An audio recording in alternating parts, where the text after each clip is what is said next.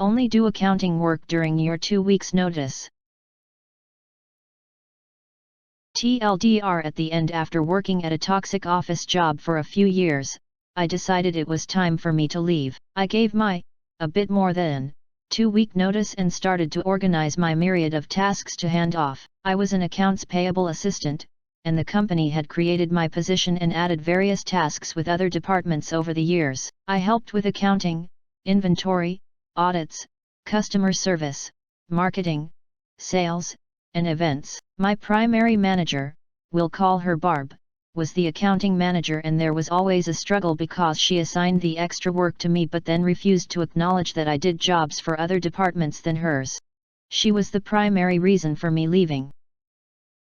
Every day I ask her if we can have a meeting to discuss my different tasks, how I've organized them, and how to complete them, as no one does these tasks in the company but me. She refuses to meet with me and reminds me to keep up with deadlines. No problem.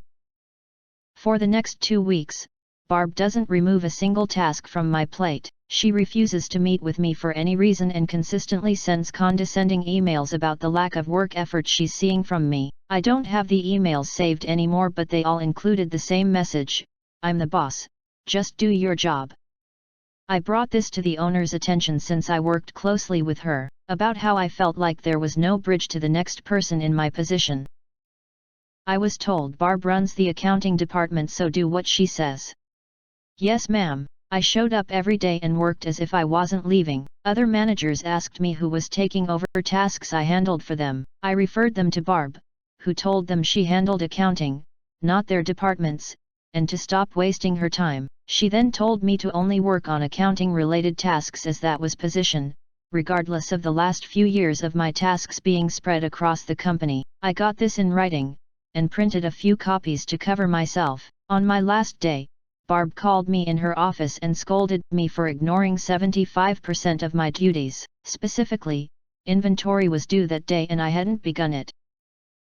I reminded her of her accounting work only demand, which she claimed she wasn't referring to inventory too. She told me to compile a list of all of the non-accounting jobs I handled, to which I was prepared with a list. Many of these had deadlines missed or coming soon, but I had ignored per her instructions. I was told that if I didn't meet my deadlines for the week, she would not give me a good reference. She also told me to stay as late as I needed to finish up.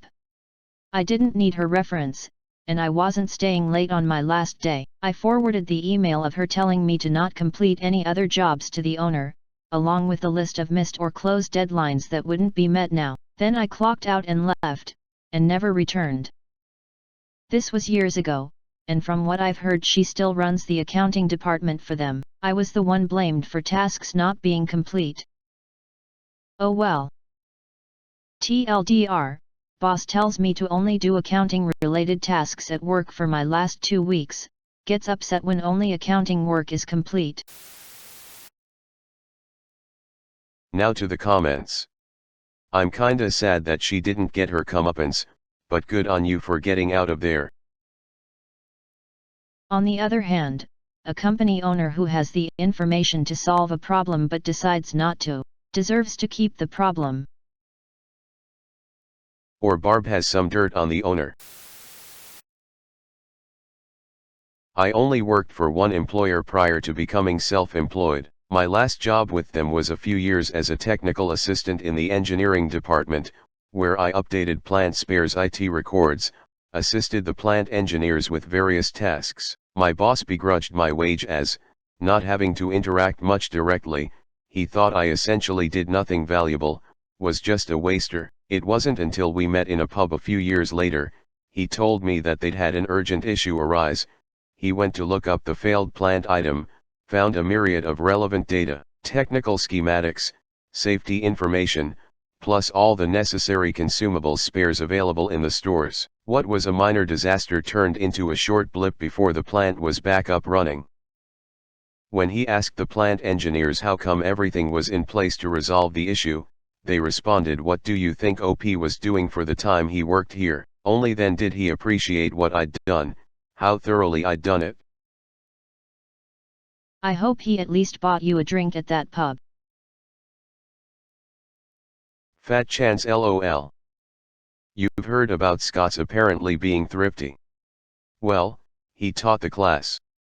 That's why he was so vexed when I worked for him. You'd swear he was paying me from his own dang pocket, lol. Sounds like the last couple of jobs I left. On the last day, they wanted me to finish a load of tasks that I'd been trying to finish for 2 months but was told they could wait. They demanded it all get done or else. My response for both jobs was, "What are you going to do? Fire me?" That would be enormously satisfying to collect unemployment because they fired you after you gave notice. It was kind of a catch-22 situation. Since I had turned in my 2-week notice, I couldn't collect because I had effectively quit, but, at the same time I could have wasted a lot of their time simply by filing the paperwork to get a week of pay to cover the gap from the end of my intended quit date to the scheduled start of my next job. You were already not gonna get a good reference, and didn't need it. You should have sent that email company-wide so everyone would have known Barb was toxic and the owner was covering down for her. OP replied. Yeah, I knew the owner was sketch too but didn't realize how deep it went. I left in 2019, March 2020 they laid everyone off and only brought back like 10% and fired the rest. Most of the office had worked there 15 plus years and they were a family business. Good riddance. If you're not actually in a family business, you're not part of the family no matter what. I'm in IT in a family-owned company after coming from IT in a public company, and it's ridiculous the things family members get that would never ever fly in a public company. If it's privately owned, they can do what they want no matter how foolish or detrimental to the company. I feel we need more employee-owned coup companies. Congrats on getting out of that toxic situation. OP replied. Best decision ever. I've seen stuff like this happen before and I'll never understand it. It seems to always go something like this. A bad manager manages badly. Good employee busts their butt to keep things rolling. Bad manager takes credit for things going smoothly and continues to abuse good employee. Good employee goes to upper management/owner. Upper management/owner smiles and nods but doesn't do a darn thing. Other staff backs good employee up and cites numerous examples of bad manager constantly throwing a wrench in the works and good employee saving the day. Upper management/owner continues to smile and nod, but does absolutely nothing. Good employee quits. Stuff stops getting done and many things get screwed up, just like good employee and other staff said it would. Bad manager makes surprised Pokemon face. Upper management/owner asks bad manager, "Why are things falling apart?" Bad manager says it's all that dang good employee's fault. Upper management/owner shrugs and agrees that makes sense. Other staff watches in disgust and starts quietly touching up their resumes. I'll give my wife's higher-ups credit. After her boss went on vacation and she covered all of it despite being the lowest paid employee, they told her boss to go find another job elsewhere while giving my wife a raise and promoting her. You had it in writing that you were instructed not to do anything, and US Today I learned L caught the blame. Dang good thing you got out, duck that place.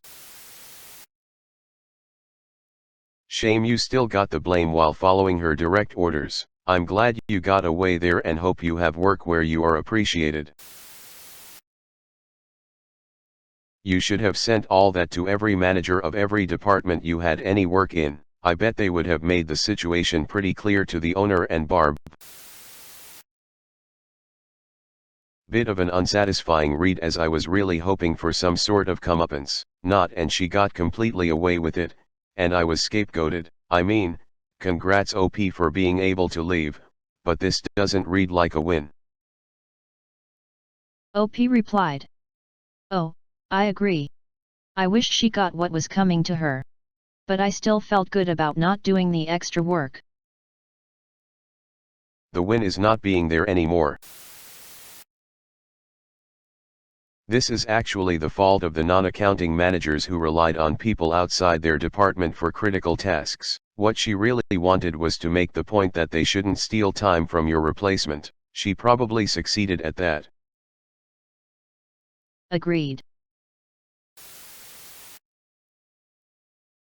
Should have sent the copy of that email to all the other departments, along with a sincere apology to their managers, and tell them you wanted to complete all of their tasks, but your primary manager prevented you from doing so, in fact even threatened you for trying to do so. Never let them blame you when you have proof, especially if they can't screw up your new job. People talking shit about you after you quit a job years later is pathetic. This proves to you quitting was the best option. Yet, talk about affirmation for your decisions. Seeing the why anytime you check in, even years later.